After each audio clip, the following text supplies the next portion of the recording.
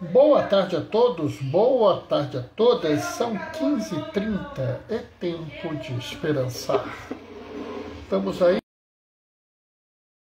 vamos fazer a live às 15h30, agora esperar as pessoas chegarem. Hoje a reflexão, ela tem algumas coisas assim que são interessantes, né? Porque tem muito assim de uma coisa que a gente não está acostumado a pensar, né? A gente vive uma realidade muito pautada no que a gente vê, né? E aí eu acho que é importante um pouco sobre isso, né? Ô Isabel, tudo bem? Paz e bem, filha? Como é que você tá, menina? Tudo bem?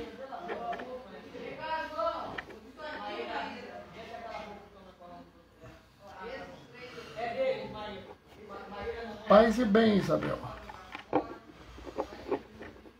Né? A gente tem uma coisa assim muito... Estava falando, a nossa vida é muito baseada no que a gente vê, né? Tudo bem aqui. E por aí, aqui está tudo bem, né? Confusão de sempre, né? Na correria de sempre, mas estamos bem, graças a Deus, né? Daí a gente vai fazer a nossa reflexão. Daqui a pouco a gente começa a ler o Evangelho, né? E eu queria poder fazer todas as leituras. O problema é que ia ficar muito chato lendo, então eu leio só o Evangelho. Mas a gente tem algumas coisas que a gente vai pegar das leituras na reflexão de hoje. Normalmente eu não faço isso durante a semana, mas no domingo eu sempre dou uma passadinha nas outras para que a gente possa aproveitar, né?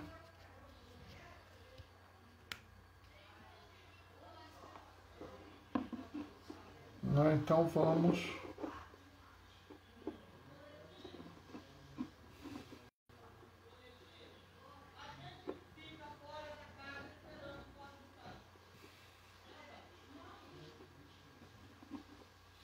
Vamos aí esperar mais um pouquinho. Como eu falei, está tudo bem aqui. Daqui a pouco a gente começa, faz a nossa reflexão.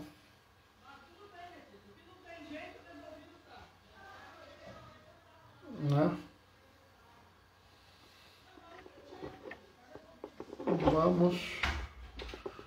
Vamos esperar aí, mas daqui a pouco a gente começa, tá, Isabel? Né? Hoje o questionamento é muito interessante. Hoje o questionamento é uma coisa que vale a pena, né? Porque é uma visão que as pessoas habitualmente não têm. Sabe, a gente vive alguns valores que as pessoas, assim, valores nossos, que as pessoas às vezes não conseguem compreender. Então a gente vai poder trabalhar essa questão, né? Entendeu? Vamos dar um tempinho, né? Vamos ver aí como é que fica. Vamos ver só. Só mais um pouquinho para ver as pessoas chegando e aí a gente faz a nossa reflexão, tá? Porque eu sempre dou um tempinho, porque as pessoas podem... Não é uma coisa assim, não tem um relógio, né? Então a gente tem que ir esperando. Ó. Entrou 2 pessoas agora. Quem entrou 3. Oi, Algarte, paz e bem. Djalma, Doraci, paz e bem. Tudo bem com vocês? Como é que estão as coisas aí?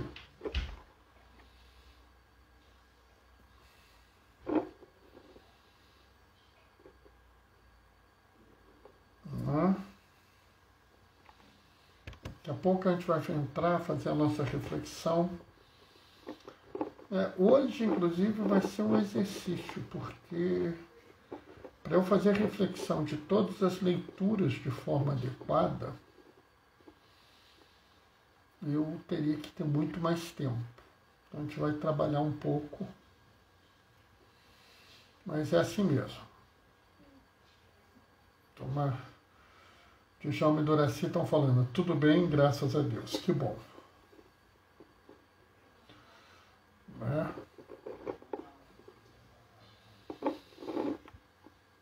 Chegou mais alguém que falou, oi Pedro, paz e bem, seja bem-vindo, espero que esteja tudo bem aí com você também.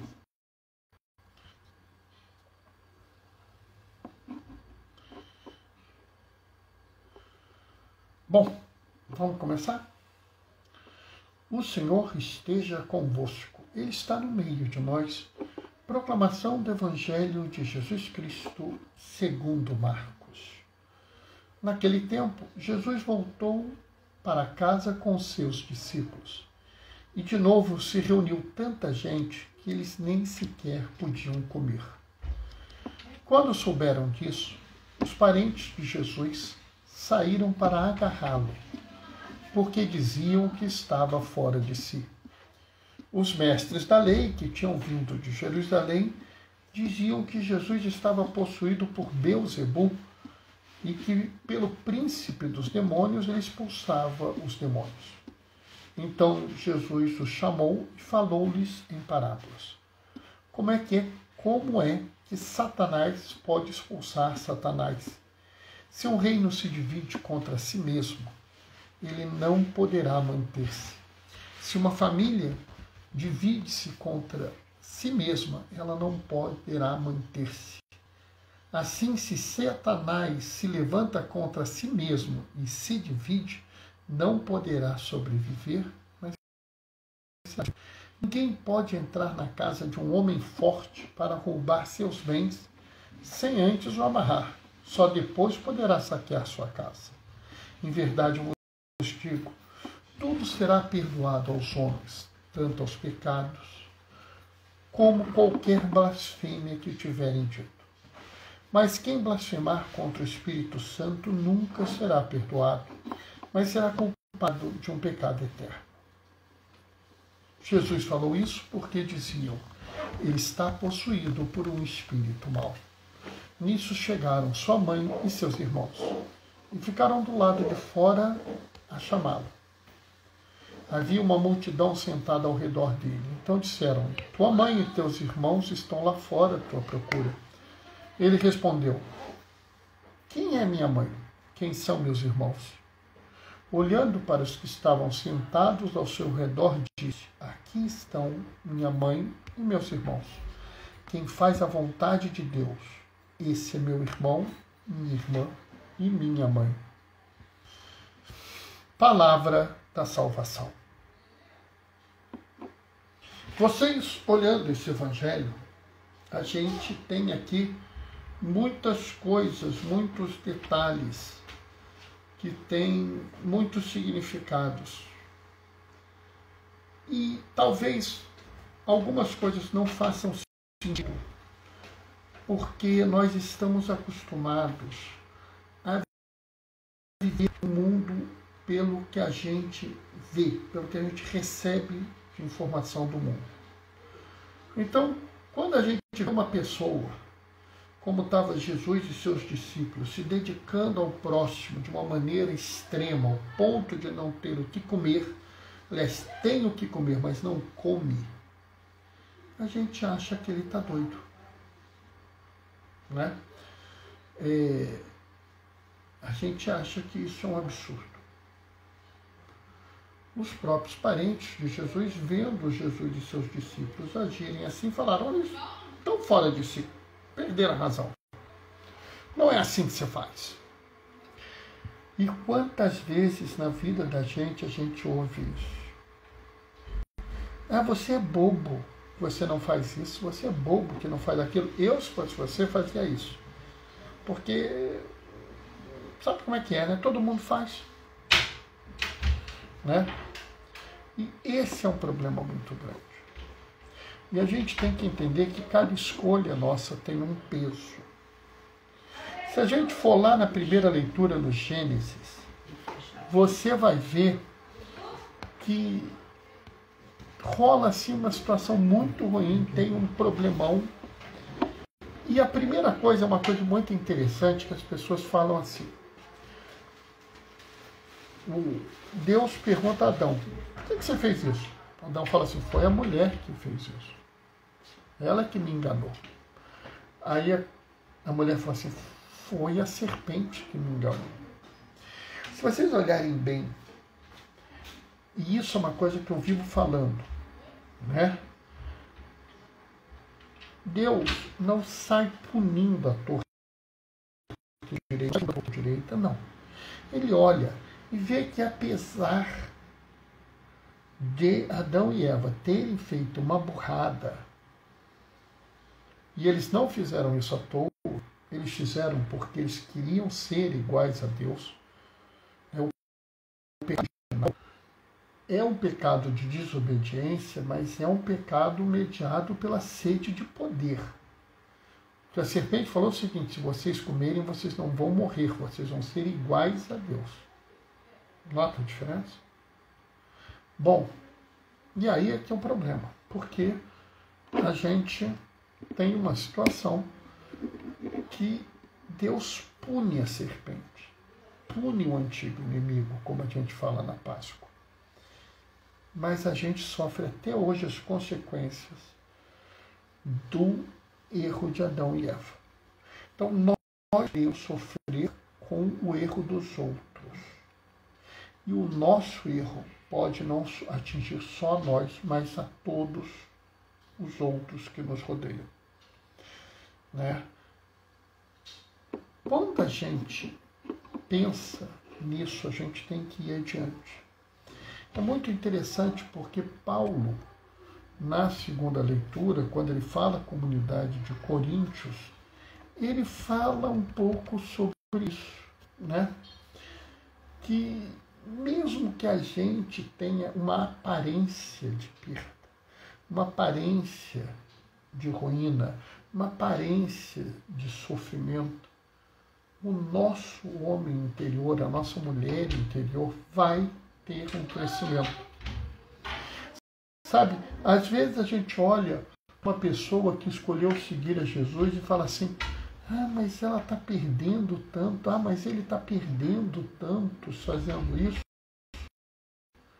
que na verdade, no aspecto, vamos dizer, visível a gente está perdendo, mas no aspecto terreno a gente está perdendo. E às vezes, no aspecto visível, nós somos mal interpretados. Então a pessoa, por exemplo, está fazendo uma coisa que é uma coisa boa e a família está achando que ela está fora de si. Às vezes não é propriamente uma má interpretação. É que o que você faz incomoda tantos outros que algumas pessoas querem distorcer o que você faz. Querem dizer que o que você faz não é certo. E vão usar de todo e qualquer subterfúgio para isso.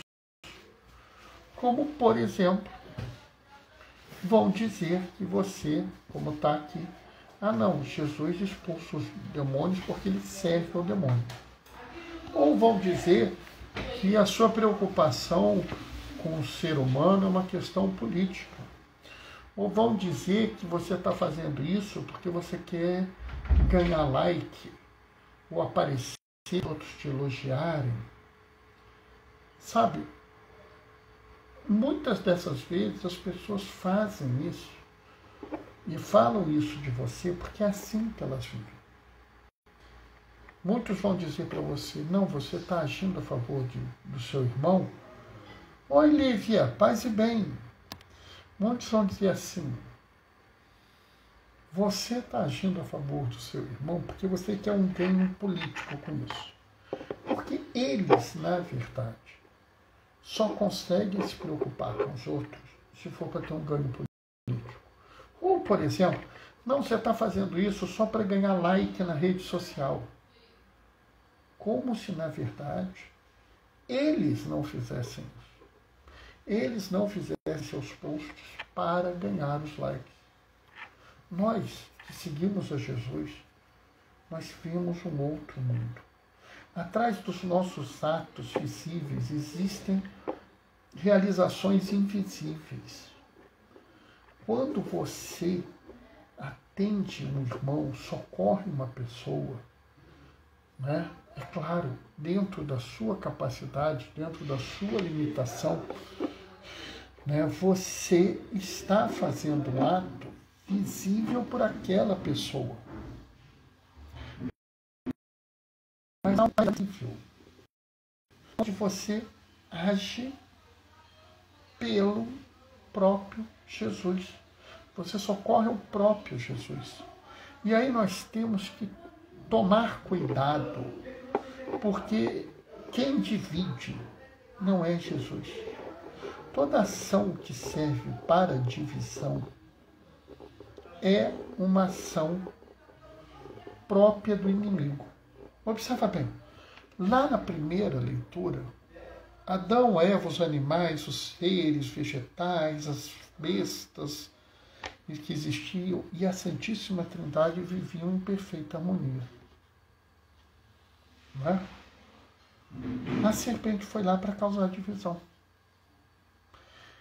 E aqui a gente tem que tomar cuidado novamente para a gente não cair na fala, não tomar muito cuidado. Porque às vezes, por exemplo, alguém pode virar e falar assim: eu estou defendendo o que a igreja sempre falou, que a igreja sempre disse, que isso é assim desde sempre. Pessoal, desde sempre a igreja seguiu em unidade com os seus grandes pastores. Então, por exemplo, quando Paulo escreve a Coríntios, Paulo foi a pessoa que catequizou, que evangelizou Coríntios. Ele era, vamos dizer assim, um bispo de Coríntios, num primeiro momento. Depois, apóstolos dele assumiram esse lugar. Né? Então, quando você tem a sua igreja reunida, ela está reunida com esse grupo. Isso é assim desde o início. Se alguém chega na sua paróquia, no seu grupo de oração, no seu grupo de jovens, e diz: isso que está sendo feito pelos bispos está errado. A igreja nunca foi assim. Não, peraí. A igreja sempre foi a seguir com o bispo, a seguir com o Papa. Se alguém está colocando isso, o contrário, está gerando divisão. Quem gosta de divisão não é Jesus. Ah, Bernardo, mas a pessoa parece tão religiosa, tão piedosa. É o visível e o invisível. A família de Jesus viu Jesus se dedicando ao extremo. Aqueles que precisavam dele disseram assim: está fora de si, vamos lá tirar ele de lá. Nota? E é muito interessante, porque ele fala uma coisa que chama atenção, porque num dado momento viram para ele e falam assim: né, Jesus, mestre, olha só, tua família está lá, está te chamando, tua mãe, teus irmãos estão lá te chamando. E Jesus traz uma coisa, olha, Torre, pense bem, Jesus traz uma coisa que, se você lê desatento, você acha que ele está fazendo pouco caso da família. Né? Oi, Ivanise, paz e bem, como é que você está, moça? Ele fala assim: quem é minha mãe? Quem são meus irmãos? Como se houvesse dúvida em quem é a mãe dele, quem são os irmãos dele. Né? Lembrando que é uma frase que, não, assim, num primeiro momento, não faz sentido. Você olha, o que ele está falando? Por que ele está falando essa pergunta? E aí depois ele vira e fala uma frase que nos traz uma reflexão ainda maior. Aqui estão minha mãe e meus irmãos. Quem faz a vontade de Deus é meu irmão, minha irmã Então, quando você lê isso, você repensa tudo. Porque você lê isso e fala assim, olha, pelo que eu estou lendo aqui, a ideia de família de Jesus não é a ideia de família que a gente costuma ter. Porque a ideia de família que eu costumo ter é aquela família arrumadinha. Eu, meu pai, minha mãe, minhas irmãs, meus cunhados, minha esposa, meus sobrinhos. Se eu tivesse filho, meus filhos, mas não tenho. É essa família arrumadinha. Mas Jesus veio e falou assim, olha, eu vou além disso. Quem seguir a vontade de Deus é meu irmão, é minha irmã, é minha mãe. Ele diz que existe uma coisa que vai além do óbvio. Que o que constrói a ideia de família é a ideia de amor.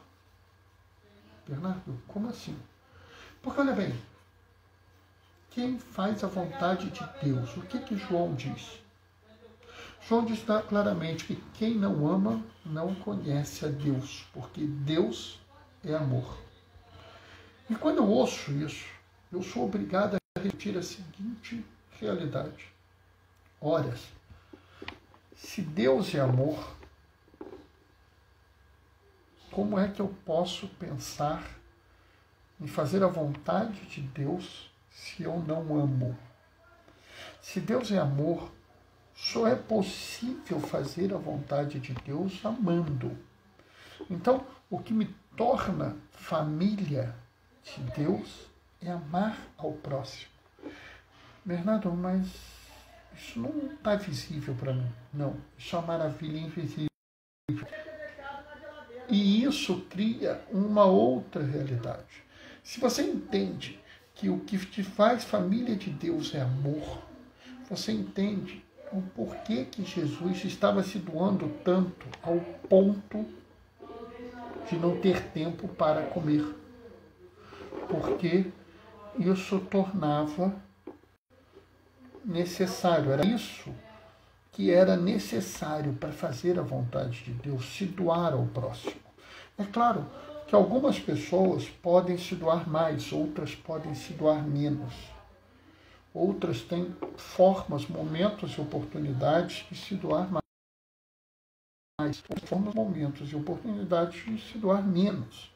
Seja porque não tem a questão financeira, seja porque não tem a questão social, ou seja, o oposto, né? A pessoa tem uma representação social muito grande, ela pode se doar mais. A pessoa tem um conforto na vida, ela pode se doar mais. Agora, se a pessoa não tem isso, ela não tem como fazer essa doação. Dar-se ao outro. Né? Observe que aqui a gente não está falando propriamente de dinheiro. Né? Ontem, Jesus fala assim, aquela viúva deu quase nada, deu mais que os outros. Porque os outros davam o que sobrava, ela dá o que ela tem. Né? Então não é uma questão da quantidade de dinheiro, é a quantidade de amor. A quantidade de dinheiro é o visível, é o que o mundo vê. A quantidade de amor é o invisível. É aquilo que ninguém vê, mas é aquilo que te torna irmão e irmã de Jesus. Amém? Bom, essa é a minha reflexão hoje. Isso é o que eu tenho para falar hoje para vocês. Amanhã eu vou ter que ver o Evangelho, vou fazer uma nova reflexão. Mas hoje essa era assim o sentido maior disso. Né? O que nos une, o que nos cria como família é amor. Isso é que é importante a gente guardar na nossa cabeça. Tá? Não sei se agradei a todos, não sei se todos concordam, se todos discordam, mas é o que eu queria trazer para vocês. Tá?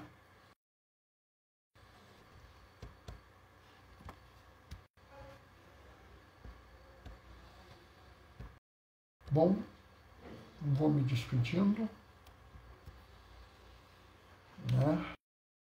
pedindo para vocês darem um pulinho no blog do Gaioso, Diaconia da Palavra, blogspot.com, tá? Vou deixar minha bênção. O Senhor esteja convosco, Ele está no meio de nós. Por intercessão de Vicente de Paulo, desça sobre vós e permaneça para sempre a bênção do Deus Todo-Poderoso, Ele que é Pai, Filho e Espírito Santo. Aqueles que podem, fiquem em casa. Os que não podem, usem máscara. Teve oportunidade, toma vacina. Qualquer braço, qualquer vacina, tudo é dom de Deus. Djalma e Doraci estão mandando amém com mãozinha de oração. Glorifiquem o Senhor com a vossa vida. Sigamos em paz, que Deus nos abençoe. Beijos e bênçãos. Você sabe que tem gente que alega que Jesus era gay por causa dessa definição? Bom, as pessoas podem falar o que quiserem, né? As pessoas podem falar o que quiserem, né? Se é verdade ou não, isso é outra história. Eu costumo dizer que a gente deve sempre tomar cuidado, né? Para a gente seguir na verdade. E aí, se os outros quiserem falar, eles falem o que eles quiserem falar. Tá? Não. Eu costumo dizer, né, que cada um fala o que quer. Eu, sinceramente, até onde eu sei, não há uma preferência sexual de Jesus. Aliás, que eu saiba, Jesus não era interessado nisso. Então, Bernardo, como é que você sabe? Nunca falaram de um parceiro dele, nunca falaram da parceira dele. Eu acho que tudo que colocam sobre a vida sexual de Jesus é pura especulação. Tem gente que diz, Jesus tinha um caso com Maria Madalena. Pura especulação. Né? Eu acho que isso é a nossa necessidade de ver, né, de ter uma narrativa sobre Jesus que é instrumentalizada. Qualquer narrativa sobre Jesus que não seja o que está baseado no que ele falou é instrumentalizado. Né? Do mesmo jeito que eu já vi gente querendo pregar um Jesus extremamente rígido, que condena todo mundo, que julga todo mundo, que manda todo mundo para o inferno, e você não tem nada disso visto no Evangelho. Né? Bom, pessoal, até amanhã. Beijos e bênçãos. Tchau, tchau.